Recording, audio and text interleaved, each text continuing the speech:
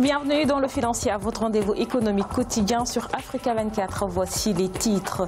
Le Burkina Faso a célébré la première journée mondiale des légumineuses avec plus d'1 million de tonnes de légumineuses produites. Le pays ambitionne de faire partie des premiers producteurs mondiaux.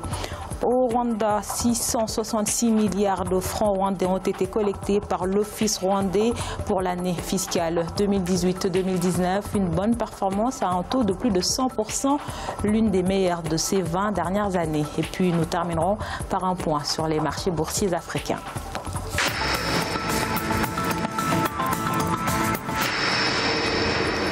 Le Burkina Faso a abrité la célébration internationale de la première journée mondiale des légumineuses. C'était ce lundi 11 février 2019.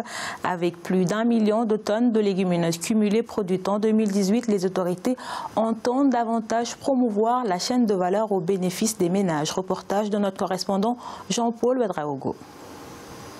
Avec 1 362 660 tonnes cumulées, notamment de niébé, de sésame, du wanzou et de l'arachide, le Burkina Faso ambitionne de faire partie des premiers producteurs mondiaux de légumineuses. Pour davantage promouvoir la chaîne de valeur, les autorités ont multiplié les actions en faveur des acteurs. Ce 11 février 2019, à la faveur de la première journée mondiale des légumineuses, des technologies d'une valeur de 36 millions de francs CFA ont été remises aux producteurs. Nous avons les nappes phréatiques qui nous permet de produire 12 mois sur 12. Ce qui n'est pas le cas dans les autres pays côtiers où il y a 2 saisons pluvieuses. Vous savez, en saison pluvieuse, c'est difficile de sécher les légumineuses. La culture des légumineuses est pratiquée par 0,62% des ménages agricoles ruraux et 46,5% des femmes responsables de parcelles. Certes, elles ont prouvé qu'elles renferment d'importantes réserves de nutriments, mais au-delà, elles contribuent de plus en plus au renforcement des revenus et moyens d'existence de nombreux ménages burkinabés. Les légumineuses vont permettre à la jeunesse burkinabé de s'auto-employer. Ça va créer beaucoup d'emplois au niveau rural et beaucoup d'emplois aussi au niveau urbain. Pour rappel, la filière en 2018 avait bénéficié d'un financement à hauteur de 16 millions de francs CFA de l'Organisation des Nations Unies pour l'alimentation et l'agriculture FAO.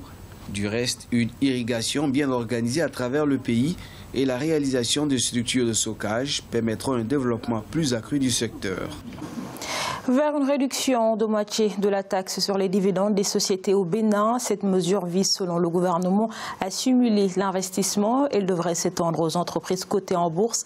Ces dernières qui devraient voir leur taux d'imposition sur les dividendes passer de 7 à 5%. Les investisseurs étrangers ne se verront imposer sur leurs dividendes qu'une taxe de 5%, soit la moitié des 10% habituellement imposés. Pour rappel, cette annonce intervient suite à la mise en place en 2016 du plan de développement et de modernisation de l'économie nationale. Le plan d'action du gouvernement estimé à plus de 9 milliards de francs CFA pour la période 2016-2021. Belle performance dans la collecte des recettes au Rwanda. Au premier semestre de l'année fiscale 2018-2019, l'Office rwandais des recettes a collecté plus de 600 milliards de francs rwandais, soit une performance à 100%. Comparativement à l'année fiscale passée, la croissance a été de 12,13% pour les recettes fiscales et de 34,3% pour les recettes non fiscales. Les précisions de notre correspondant Fratanda Kiaisanga.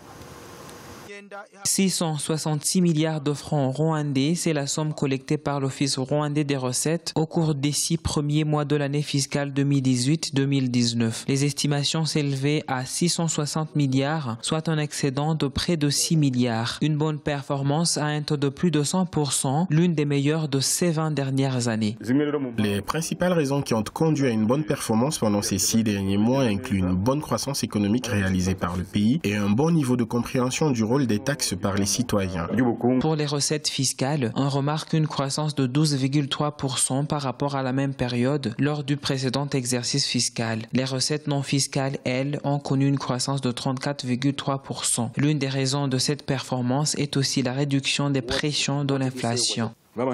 Bien que nous avons avancé en termes de sensibilisation de la population à changer de mentalité quant au paiement des taxes, il y en a encore qui n'ont pas encore compris et continuent de passer en contrebande. Si on n'avait pas durci les mesures, on aurait pu perdre encore des millions. Nous espérons qu'avec le temps, ils pourront aussi comprendre. Depuis plus de 20 ans, l'Office rwandais des recettes contribue au développement du Rwanda en général. Le pays finance son budget à hauteur de 84% avec une contribution des recettes fiscales estimée à 58%. En Tanzanie, la Banque centrale prévoit une hausse de 0,1% de la croissance économique. Selon ses estimations, elle devrait s'établir à 7,3% cette année. Cette performance rapportée par la mise en service de grandes infrastructures, des conditions météorologiques favorables et l'implémentation vigoureuse d'une stratégie d'industrialisation. Selon l'Institut d'émission, la hausse des importations devra conduire à un déficit du compte courant à 4,3% en 2019, qui était de 3,5% en 2018. Quant à l'inflation, elle restera à 5% en raison notamment de l'amélioration dans l'approvisionnement en denrées alimentaires. La Banque Atlantique du Cameroun, en partenariat avec Harvest Asset Management, lance un premier fonds commun de placement en zone CEMAC. C'est une solution d'épargne répondant aux besoins de sécurité et de rentabilité des investisseurs. Ce produit commercialisé dans le réseau de la Banque Atlantique du Cameroun et dans le reste de la CEMAC donne accès aussi bien aux particuliers qu'aux entreprises à une meilleure optimisation de leur placement et de leur gestion de trésorerie. On écoute à ce propos M. Ben Samer, directeur général de la Banque Atlantique du Cameroun. Ce produit s'inscrit dans le cadre de l'innovation apportée par la Banque Atlantique Cameroun, ainsi que dans la recherche d'une meilleure expérience d'investissement et de rémunération des placements de nos clients.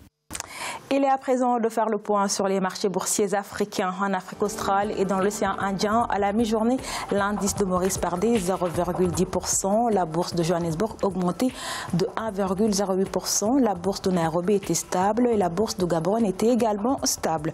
Du côté de l'Afrique centrale et de l'Ouest, la BRVM d'Abidjan chutait de 0,31%. La bourse du Nigeria gagnait 0,12% et la bourse du Ghana perdait 0,03%. En Afrique du Nord, enfin, l'indice marocain était en baisse de 0,14%. La bourse égyptienne gagnait 0,14% et la bourse tunisienne était en baisse de 0,42%.